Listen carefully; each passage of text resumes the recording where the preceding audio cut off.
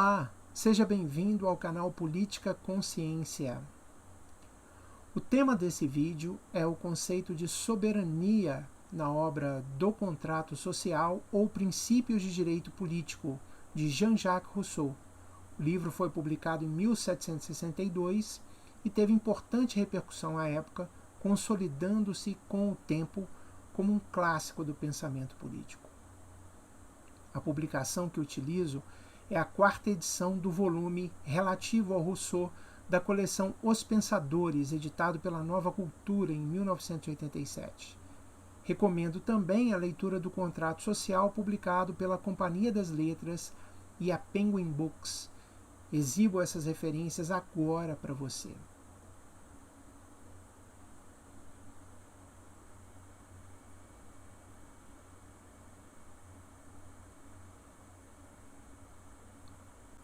Este vídeo foi produzido para você.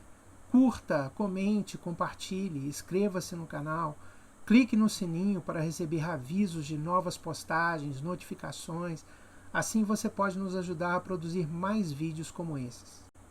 A soberania é o atributo que confere supremacia política e jurídica ao poder do Estado dentro do seu território. Ela é um dos elementos constitutivos do Estado. Isso significa dizer que o seu estudo é fundamental para a compreensão do Estado e para o entendimento da ação estatal. Mesmo nuançada pela globalização, a essência da soberania estatal não se vê afetada para o fim de realizar as funções que se esperam do poder estatal, especialmente no plano nacional. O entendimento desse conceito é considerado fundamental para pesquisadores, estudiosos, profissionais das áreas que possuem o Estado como objeto de estudo e de análise. Muitas definições sobre soberania marcaram o pensamento político, o debate político, e as controvérsias resultantes, elas giram em torno principalmente da identificação da origem, da extensão e dos titulares do poder soberano. Rousseau desenvolve uma teoria que se contrapõe às teorias teocráticas, tão em voga ainda no período que ele vivia, que localizavam a origem da soberania no poder divino. Também se contrapõe às teorias absolutistas de soberania de base contratual. E há algumas teorias democráticas de soberania, dada a radicalidade da sua concepção.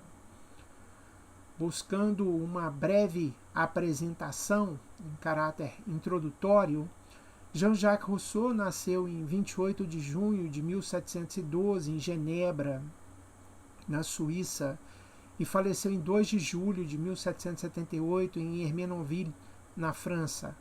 Viveu em um período marcado por profundas transformações sociais, políticas, culturais, que foram muito significativas no continente europeu e tiveram repercussão mundial.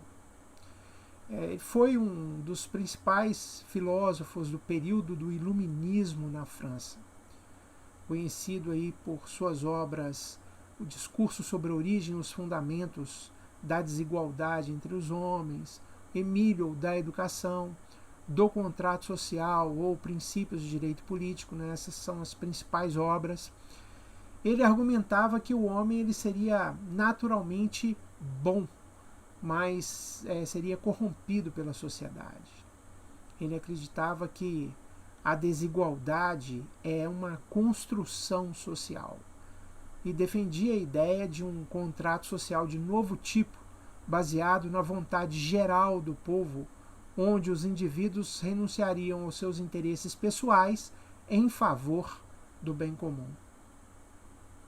Rousseau vai influenciar profundamente as ideias sobre democracia participativa, democracia direta, enfatizando a soberania popular, a participação ativa dos cidadãos na tomada de decisões políticas.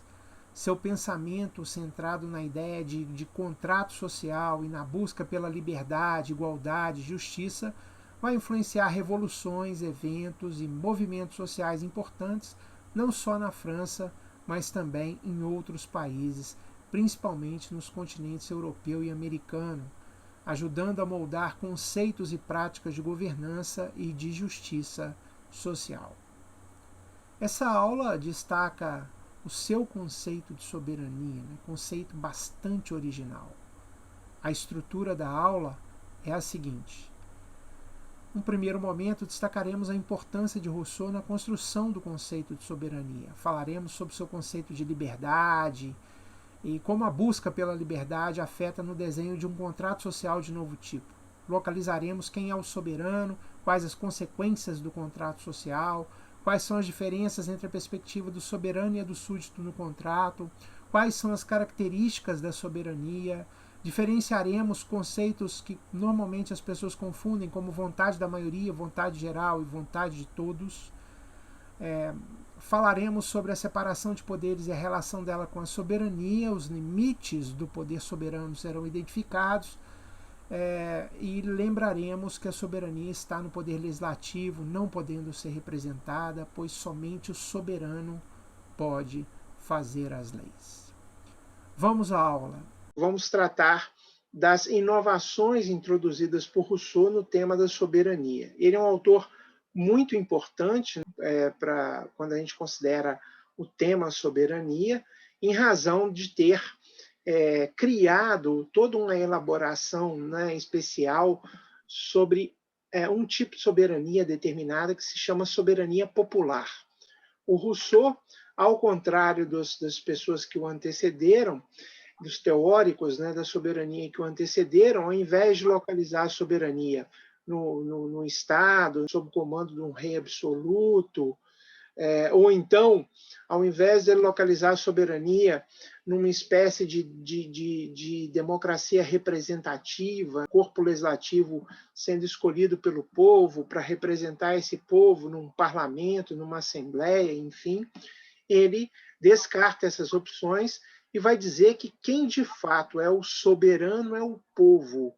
Vamos então ver como é que ele concebe a soberania.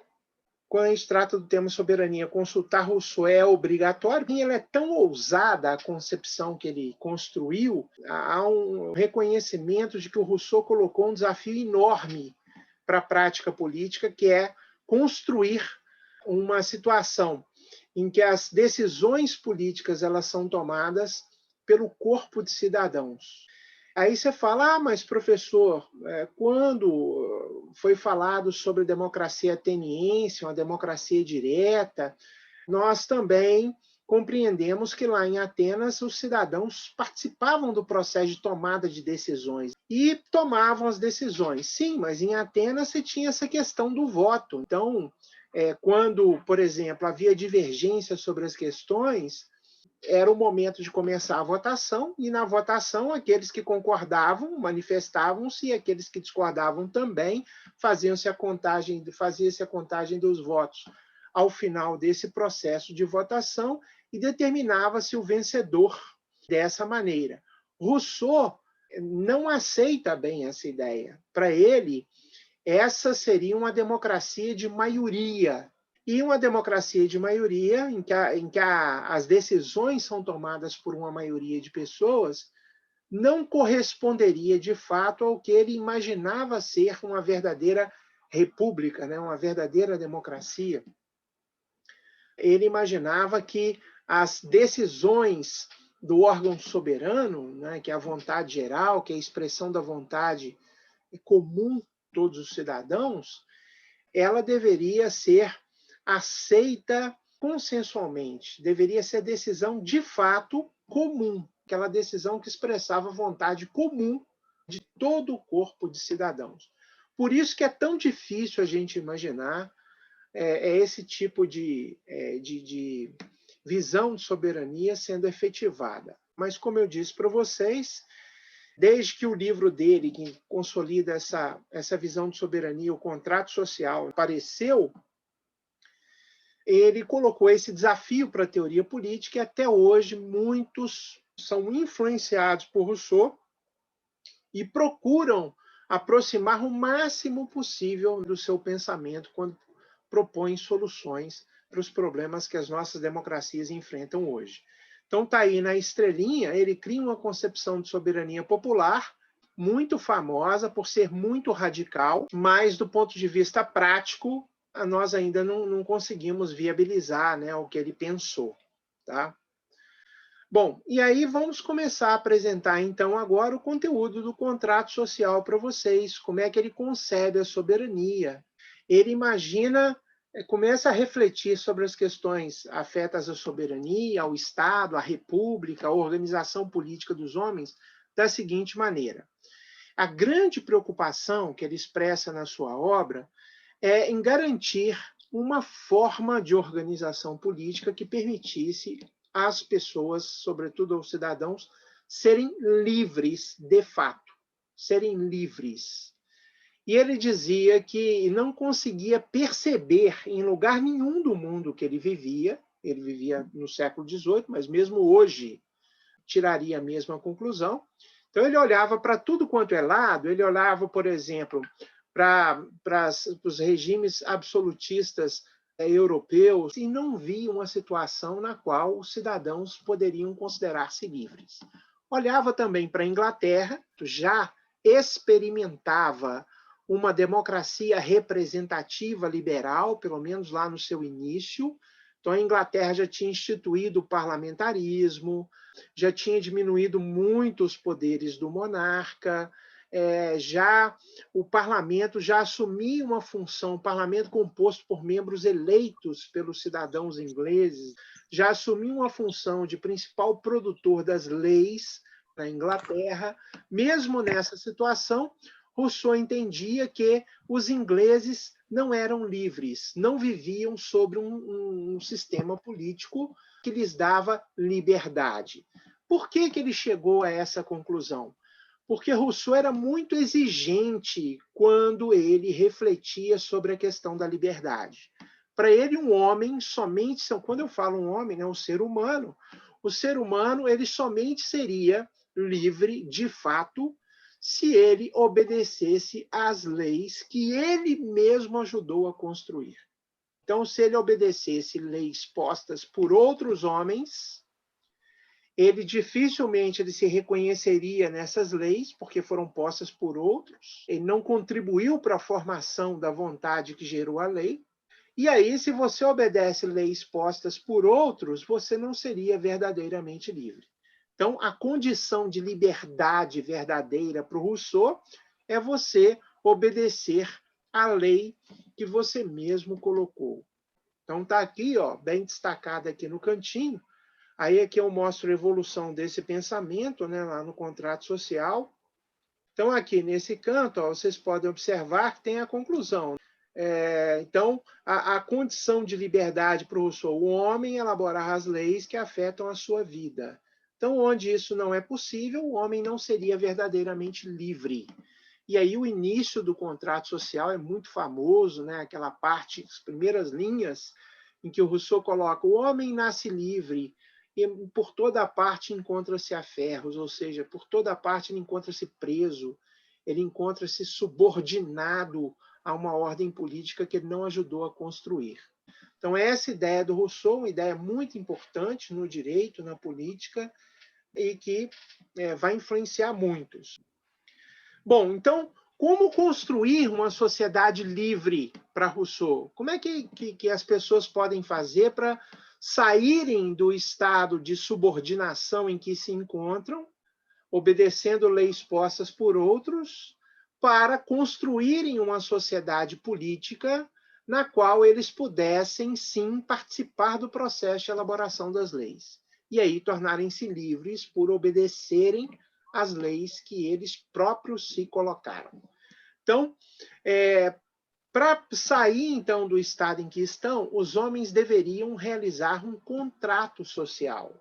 Então, aquela mesma ideia do contrato social, só que muito diferente no seu conteúdo, mas quando nós estudamos Hobbes, quando nós estudamos Locke, nos textos anteriores, nós podemos perceber que ambos utilizam a ideia do contrato social.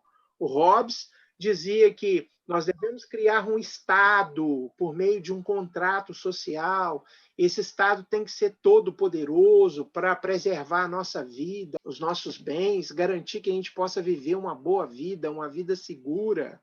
Hobbes dizia isso. Então, o contrato social, para Hobbes, servia para criar um novo Estado, um Estado que surgiria pela primeira vez, e esse Estado seria todo poderoso. O homem abriria a mão da sua liberdade, da sua autonomia, colocaria todos os seus poderes nas mãos do Estado, que decidiria por ele. Locke também defende um tipo de contrato social. Locke dizia que o contrato social é importante também para criar o Estado, mas um Estado diferente do Estado do Hobbes. Para Locke, o Estado deveria surgir para dirimir, resolver, julgar conflitos que lá no estado de natureza seriam dificilmente, né, resolvidos, porque não havia no estado de natureza nenhuma autoridade investida de uma certa neutralidade, de um certo distanciamento das partes para julgar os conflitos que ali surgiriam. Então, em Locke também a ideia do contrato ela aparece. Em Rousseau, a ideia do contrato aparece de uma maneira bem diferente. Rousseau aqui não está sugerindo o nascimento do Estado pela primeira vez. Rousseau reconhece os estados absolutos, o estado de democracia liberal representativa em inglês, como estados, como formas de organização política, mas acha que o homem não é verdadeiramente livre dentro desses estados. Então, ele defende a ideia de fazer um novo contrato social, ou seja, as pessoas se reuniriam, pactuariam entre si e construiriam, a partir dali, uma nova realidade estatal, um novo tipo de Estado. E esse Estado, obviamente, ele vai proteger todas as pessoas que pertencem a ele, com toda a sua força comum, mas esse Estado, quem decide por esse Estado, quem toma as decisões por esse Estado, é o corpo de cidadão, todos os cidadãos que fazem parte dele. Aí você pode estranhar, poxa, mas todos os cidadãos? Aí nós temos que lembrar algumas coisinhas. Temos que lembrar que Rousseau é um autor do século XVIII, e lá no século XVIII a ideia de participação política ainda é bem restrita. O cidadão vai ser aquele perfil clássico, daquele homem com alguma posse, alguma renda, que possa dar uma certa independência para ele, maior de idade, homem, nacional do seu país. Então, esse é o cidadão para Rousseau. E temos que lembrar também que esse tipo de proposta de Rousseau, de afirmar que ele defende um tipo de organização política em que todos os cidadãos eles formariam o corpo legislativo do Estado, né, aquele responsável por criar as leis, elaborar as leis, nós temos que entender que ele pensava na sua cidade, Genebra. Então, ele pensava no governo da sua cidade, né, principalmente. Ok? Essa ideia do Rousseau ela é inaplicável até hoje a estados com grandes dimensões, em termos de população. Então, esse pensamento do Rousseau somente poderia ser aplicado, segundo o próprio Rousseau, em pequenas localidades, em repúblicas ou democracias de pequena dimensão. Tá? Na época do Rousseau, o termo democracia não era tão famoso, tão empregado. Ele mesmo, lá no contrato social, utiliza o termo república para designar isso que ele quer criar com esse tipo de contrato social aí, esse estado de novo tipo aí. Tá? Então, essas considerações elas devem ser feitas para a gente compreender as limitações também, né, do tipo de proposta política que Rousseau cria, tá bom? E aí, uma vez esse Estado criado pelo novo contrato social, falaria por esse Estado o seu órgão soberano.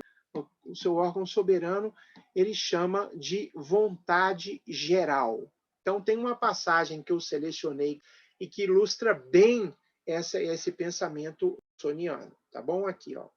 O contrato produz, no lugar da pessoa particular de cada contratante, um corpo moral e coletivo composto de tantos membros quanto são os votos da Assembleia, e que por esse mesmo ato ganha sua unidade, seu eu comum, sua vida e sua vontade. O órgão soberano para Rousseau é o que ele chamava de a vontade geral, que é aquela vontade comum a todos os cidadãos dessa sociedade de novo tipo, criada por esse contrato social. Vamos avançar um pouco mais aqui. Então, aqui, ó, esse corpo de cidadãos formaria o órgão soberano, a vontade geral. Então, esse ponto é um ponto importante. Um outro trecho do contrato social, do Rousseau, falando sobre a vontade geral como o órgão soberano. Então, ele fala: assim como a natureza dá a cada homem poder absoluto sobre todos os seus membros, o pacto social dá, ou o contrato social, dá ao corpo político um poder absoluto sobre todos os seus. E é esse mesmo poder que, dirigido pela vontade geral, ganha, como já disse, o nome de soberania. Pela primeira vez na teoria política, um autor concebe a soberania com esse nível de radicalidade. Radicalidade no sentido de colocar efetivamente o povo no centro do poder político. Alguns dos principais conceitos que aparecem no pensamento do Rousseau, ele fala que o Estado é uma união de pessoas quando essas pessoas estão cumprindo as leis. Então, o Rousseau dividia o momento da sociedade política no momento, por exemplo, em que as pessoas estariam atarefadas, fazendo as coisas do seu dia a dia e cumprindo as leis que estão postas para fazer efeito sobre eles. Então, quando as pessoas estão nesse estado, com E minúsculo, ele chama de Estado, com E maiúsculo. O conceito de soberano, o soberano é a união das pessoas, mas quando estas mesmas pessoas não estão mais obedecendo às leis, mas elas estão elaborando as leis. Então, quando elas estão construindo as leis, elaborando as leis reunidas lá, o nome desse conjunto de pessoas que estão elaborando as leis é soberano, tá?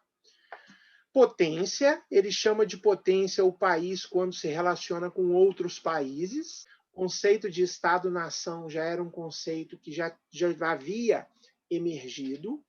Então, o conceito de potência, o Rousseau usava para se referir a um país quando esse país se relacionava com outros países.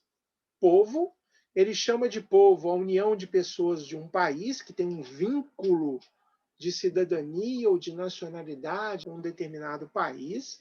Ele chama a pessoa, enquanto ela está participando lá do processo de elaboração das leis, de cidadão. Então, vejam bem, ó, aquele corpo de pessoas, quando elas estão reunidas, tomando decisões, elaborando novas leis, é soberano. E cada uma dessas pessoas que fazem parte desse corpo soberano, o Rousseau chama de cidadão. Então, o cidadão ele tem uma atividade política importante, que é participar da autoridade soberana, estar lá compondo aquela massa de pessoas que vão elaborar as novas leis, discutir as leis, modificá-las, enfim. Ele chama de súdito aquela pessoa que está numa situação de obediência às leis que são postas pelo soberano, tá? Então, quando as pessoas estão obedecendo às leis, elas são súditos. Quando as pessoas estão fazendo as leis, criando as leis, elas ganham o nome de cidadão. Ele chama de governo o corpo intermediário, ou seja, está entre os súditos e o soberano. Então, esse governo ele administra o Estado num dado momento, conceito de governo. Então, ele está entre o povo e entre o soberano. Notem que coisa interessante. Aqui, para Rousseau, o governo ele é composto de funcionários da soberania, né? Então, a vontade geral é o órgão soberano e esse governo ele simplesmente faz o que foi decidido pela vontade geral. Então, seria uma espécie de nível de administração do Estado. Então, a questão das formas de governo para ele era menos importante. Ele dizia: não importa muito se é uma monarquia, se vai ter um rei. Sabe por que não importa muito? Quem vai fazer as leis é o povo reunido ali em assembleia para, na condição de cidadão, criar essas leis ou modificar as leis existentes. E depois o rei vai cumprir essas leis que foram definidas pelo órgão soberano. A lei é o que todo o povo estatui para todo o povo, ou seja, o que todo o povo faz para vigorar sobre todo o povo, e a república corresponderia a todo o Estado regido por esse tipo de lei. As consequências do contrato social, aí nós temos que pensar as consequências do contrato social de dois lados. Vamos imaginar assim, a relação do Estado, do corpo político com as pessoas que estão submetidas a ele, com súditos ou cidadãos. Então você pode pensar aí como é que o Estado ele se relaciona com os cidadãos e como é que os cidadãos eles se relacionam com o Estado. Então, cada indivíduo ele vai se comprometer numa dupla relação.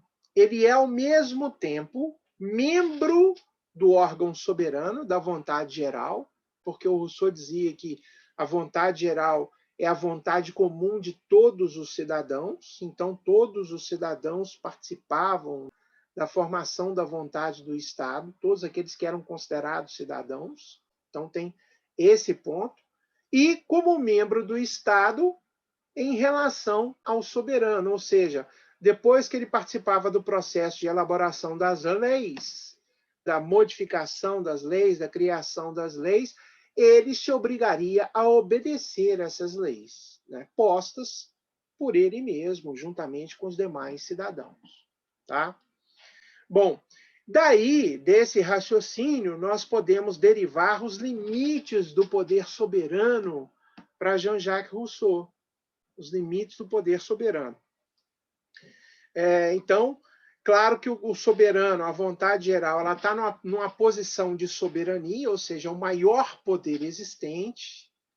Essa soberania, ela nada poderia impor aí, na verdade, limites ao seu poder, a não ser aqueles limites derivados da lógica. Por exemplo, se nós concordamos que todos os cidadãos fazem parte, participam do processo de formação da vontade geral, que vai ser a base da lei, das leis que serão construídas, é muito fácil nós concluirmos que a vontade geral não pode sobrecarregar ninguém, nenhum cidadão em relação a outro.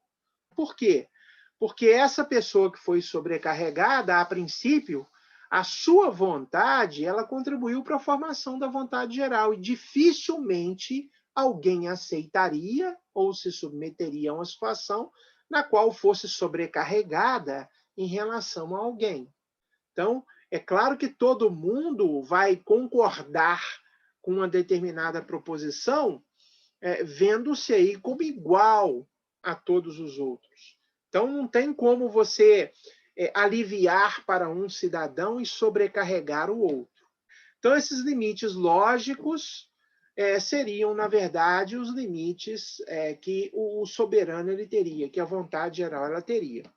Bom, vamos mostrar aqui algumas diferenças da perspectiva do soberano e do súdito. Então, o soberano, o corpo soberano, que é o corpo de cidadãos, formado aí pelos cidadãos particulares que vão compô-lo, não visa e não pode visar interesse diferente ou contrário ao dos particulares. Acabamos de ver isso. Não tem como a vontade geral ir contra a vontade de um cidadão particularmente. Por qual motivo? Pelo fato desse cidadão fazer parte da formação da vontade geral. Então, obviamente, que ele não vai concordar com algo que é contra ele, que fere o seu interesse. E se ele discordar, a vontade geral ela não emerge, ela não é criada. Mas o mesmo não se dá com os súditos em relação ao soberano. E aí nós vamos ver algo vai nos permitir enxergar melhor o conceito de vontade geral do Rousseau. O Rousseau dizia o seguinte: olha, cada um de nós, individualmente, é possuidor de duas vontades. Uma vontade que nós temos que é só nossa, que é particular, só nós temos, e uma outra vontade que nós compartilhamos com os demais cidadãos. Eu vou dar alguns exemplos aí para vocês. A vontade de você comer determinado prato, né, é uma vontade particular. A vontade de você usufruir do seu tempo de lazer praticando determinado hobby. Essa é uma vontade particular sua. Agora, é perfeitamente possível imaginar algumas vontades que nós todos compartilhamos. Por exemplo, nós todos, quando vivemos em sociedade, queremos ser protegidos, né, pelo Estado. Essa é uma vontade comum que nós compartilhamos. Nós todos queremos, por exemplo, que os nossos resíduos, né, os resíduos que nós produzimos, o lixo que nós produzimos, seja retirado pelos funcionários estatais ou então por empresas particulares e levado para um outro lugar. Nós todos desejamos que as vias públicas sejam limpas.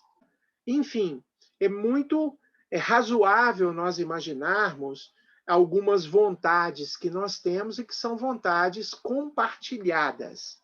Então, para Rousseau, cada um de nós teria aí essas duas vontades, uma vontade que é particular e outra vontade que é comum. E a vontade geral, ela residiria na vontade comum e não na vontade particular de cada um de nós.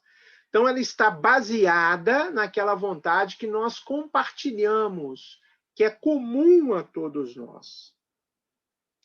E se essa vontade ela não é comum, se ela for uma vontade particular, ou de uma pessoa, ou de uma maioria, ou de uma minoria, essa vontade não será formadora da vontade geral, não será base para a vontade geral, né? Tendo em vista que essa vontade geral ela seria compartilhada, ela seria comum. Então, essa noção de vontade comum ela é muito importante para a gente entender o pensamento do Rousseau e a concepção de soberania que ele desenvolve. Ele distingue duas características principais da soberania. Então, quando você lê lá o contrato social, no iniciozinho da parte 2 do contrato social, são vários livros, né? No iniciozinho do livro 2 do contrato social, nos primeiros 2 capítulos, o Rousseau menciona as características da soberania. Então, já vimos que o soberano é a vontade geral. E quais são as características do soberano? Ela é a vontade geral, ela é inalienável, ou seja, não pode ser transferida, e ela seria indivisível, porque ou ela é uma vontade geral, ou ela não é uma vontade geral. Ela vai ser uma vontade de uma parte, não de uma vontade comum. Não seria uma vontade comum a todos. Bom, então, o que é algo inalienável? É algo que não pode ser transferido, algo que não se pode transferir, tá bom? E o Rousseau, ele dizia que dificilmente a vontade ela pode ser transferida. Eu consigo, por exemplo, mencionar algumas coisas com vocês aqui sobre o que eu tenho vontade, né, de fazer em termos de hobby, de alimentação e etc. Mas seguramente, por melhor que eu fale sobre o que eu gosto de comer, o que eu gosto de fazer, dificilmente você sentirá essa mesma vontade na mesma intensidade do que eu. Ou seja, é impossível a gente transferir a vontade. Ele dizia, o poder pode transmitir-se, porém, né, a vontade não. Ela não pode ser transferida, tá bom?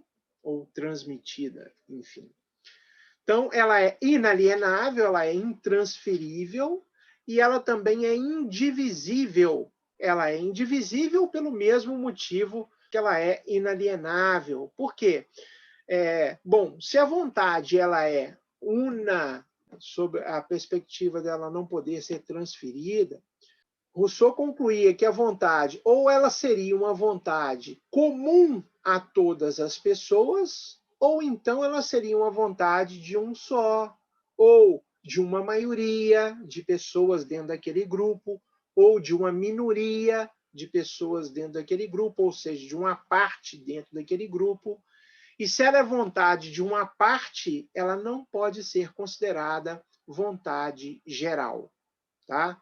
Então, estão aí as principais características, né? Nós vimos lá com Baudin, que por Baudin a soberania ela era perpétua e absoluta. Para Rousseau, a soberania é inalienável e indivisível. Ela não pode ser transferida e ela não pode ser dividida sob pena de se descaracterizar enquanto vontade geral. Bom, e aí nós vamos diferenciar agora esses três conceitos, e essa diferenciação é importante: conceito de vontade da maioria, de vontade geral e de vontade de todos. Tem que ter muito cuidado aqui, porque o aluno facilmente confunde essas noções. Então, a vontade da maioria pode ser definida como a vontade da maior parte de um determinado grupo, a vontade da maioria. E a vontade da minoria, como contraponto à vontade da maioria, é a vontade da menor parte dentro de determinado grupo. A vontade geral é aquela vontade que se baseia no interesse comum, na vontade comum compartilhada pelos cidadãos. Então, a vontade, se ela não for compartilhada por todos os cidadãos, ela não será uma vontade geral. E a vontade de todos, esse conceito de vontade de todos corresponde à seguinte definição. Lembram quando eu disse para vocês que para Rousseau, cada um de nós tem uma vontade particular e uma vontade que nós compartilhamos com outras pessoas? Para Rousseau, a vontade de todos seria a soma de todas as vontades particulares das pessoas, tá? Então, se eu somasse todas as vontades particulares de um determinado grupo de pessoas, nós teríamos aí a vontade de todos sendo exprimida. Então, vejam bem como o conceito de vontade geral é diferente de vontade da maioria e de vontade de todos, tá? Sobre a separação de poderes e a soberania, desde Baudin, então, nós temos a seguinte questão. O poder de fazer as leis, ele é um poder atribuído à soberania. Então, é faculdade do soberano elaborar as leis, criar as leis. Isso aí é característica da soberania. O Rousseau segue nessa mesma linha, tá? Segue nessa mesma linha. Fazer as leis é expressão do poder soberano, ok? Então ele dizia: aqueles que dividem a soberania entre poder legislativo e poder executivo estão confundindo as coisas, ok? Estão confundindo. Por quê? Porque a vontade ela está expressa na elaboração das leis. E o poder executivo, o que ele faz? Ele apenas executa o que foi definido por aquela vontade. O poder legislativo, que é o de elaborar as leis, ele manifesta a vontade, tá bom? E o executivo desdobra essa vontade em ações, ok?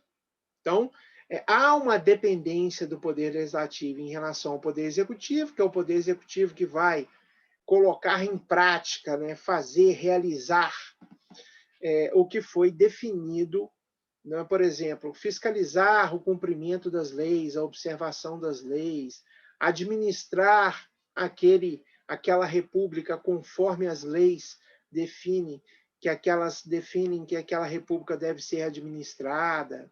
Então, essa questão de separação de poderes e soberania ela se resolveria dessa forma para Jean-Jacques Rousseau. E os limites do soberano eu já falei para vocês, não pode onerar os súditos com qualquer tarefa que seja inútil à comunidade, ou seja, sobrecarregar mais um do que o outro. Então, isso aqui seria logicamente impossível. Se a vontade geral ela é uma vontade que exprime a vontade comum de todos os cidadãos, dificilmente alguém seria sobrecarregado com tarefas inúteis à comunidade ou sobrecarregado em relação a um outro cidadão ou súdito, enfim. A questão de não poder ir contra as convenções gerais, os costumes, a moral, também nós já explicamos para vocês, seria um limite do poder soberano. Dificilmente o soberano, sendo a vontade geral, iria contra ou ultrapassaria os limites das convenções gerais, dos costumes, dificilmente, né? Da moral social, enfim, dificilmente. E aqui o limite de que o soberano ele conhece unicamente o corpo da nação e não distingue, ou seja, não privilegia, não pode privilegiar nenhum dos que compõem o seu corpo, nenhum daqueles que fazem parte da formação da vontade geral. Todos devem ser tratados igualmente. Então, são os limites aí do poder soberano para Rousseau. O poder soberano estaria no legislativo, nós já reforçamos isso aqui para vocês. Nesse sentido, Rousseau dá sequência a uma tradição que começa com Baudin. Então, o soberano, somente ele tem o poder de fazer as leis. A soberania ela não pode ser representada, tá? Isso é muito importante, porque lá na frente, lá por volta dos livros 3 e 4 do Contrato Social, o Rousseau faz alguns comentários sobre a formação de uma assembleia, sobre a representação política, mas essa representação política ela não se daria no nível da soberania, do exercício da soberania, da elaboração das leis. Então, seria o cidadão diretamente, sem intermediário, sem constituir intermediário, sem constituir representante, ele é que se reuniria com os demais e elaboraria a lei que afetaria a sua vida. Portanto, a soberania não poderia ser representada, tá? Porque a vontade geral ela não se representa. Então, um trecho aqui do contrato social, os deputados do povo não são, nem podem ser seus representantes. Não passam de comissários seus, como se fossem funcionários, sabe? Como se fossem alguém que está servindo à vontade do povo. Nada podendo concluir definitivamente. Ou seja, decisões sobre as leis não poderiam ser tomadas por deputados. E ele concluía que é nula toda lei que o povo diretamente, ou seja, participando diretamente do processo, sem escolher representante nenhum, não ratificar. Então, se o povo não ratifica a lei, não concorda com a lei, ela não é lei. Tá? Por isso que o Rousseau criticava o povo inglês, dizendo que o povo inglês se julgava livre, mas, na verdade, não é livre porque ele não faz parte, não consegue interferir na elaboração ou na criação da lei que afeta a sua vida.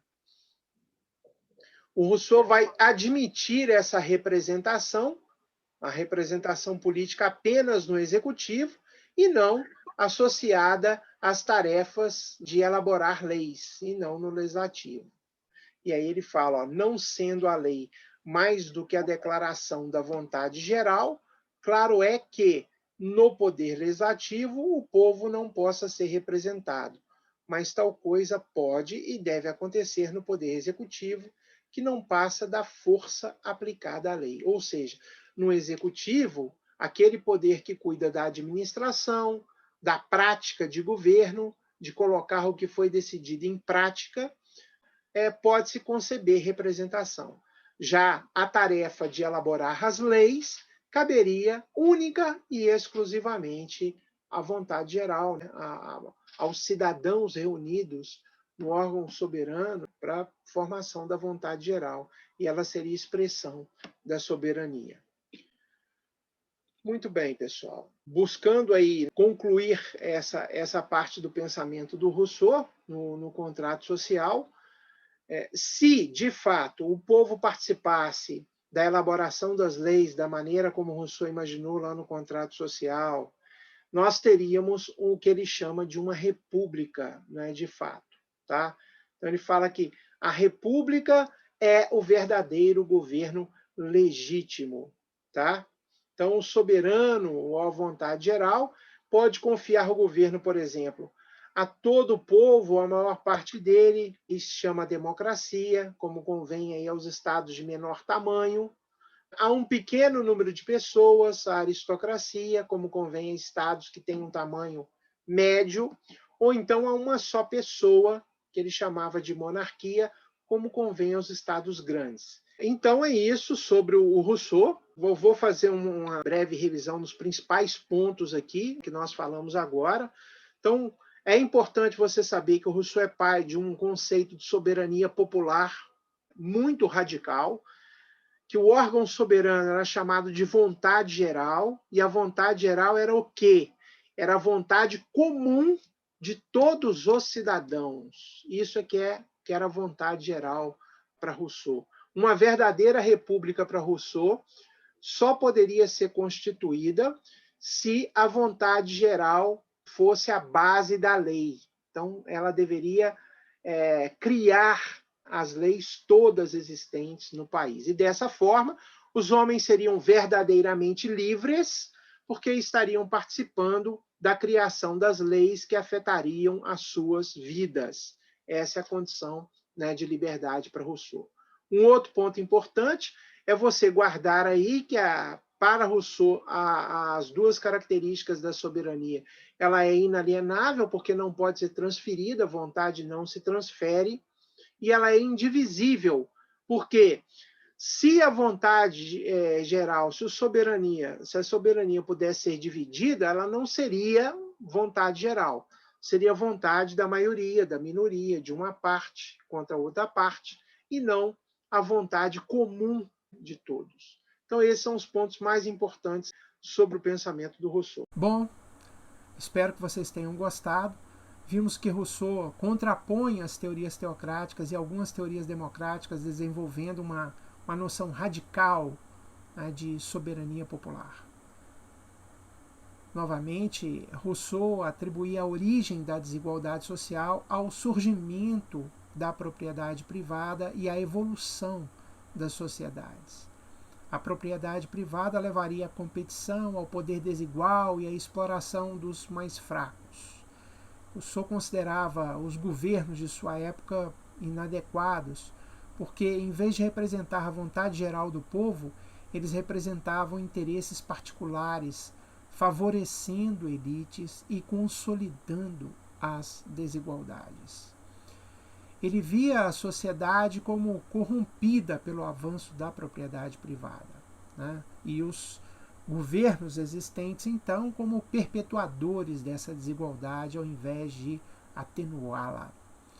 Apenas um novo contrato social que garantisse a participação direta do povo na governança solucionaria esses problemas. Para ele, a vontade geral, que é diferente da vontade da maioria, como visto, que é diferente da vontade de todos, a vontade geral da comunidade seria expressão da soberania popular e seria crucial para estabelecer um governo justo e legítimo. Ele acreditava que essa vontade geral deveria ser a expressão direta dos cidadãos, não representada por intermediários políticos. A participação ativa do povo na tomada de decisões políticas era fundamental para garantir a legitimidade de um governo. Espero que você tenha gostado desse vídeo. Não se esqueça de inscrever-se no canal, curtir, compartilhar, comentar, ativar o sininho para receber notificações. Um abraço e até uma próxima oportunidade.